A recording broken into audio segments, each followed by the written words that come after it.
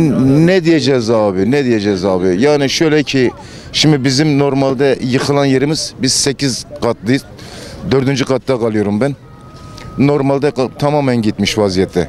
Yani alacağımız 10 bin lira bizim hani şeyimizi sarmaz. Yaramızı da sarmaz. Herhangi bir şeye katlanmaz. Nakli yardımdır bu.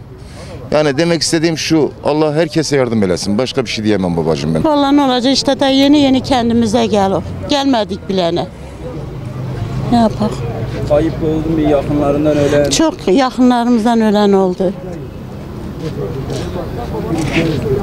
10 bin lira için bekliyorsunuz. Evet. Allah yardımcımız olsun. Allah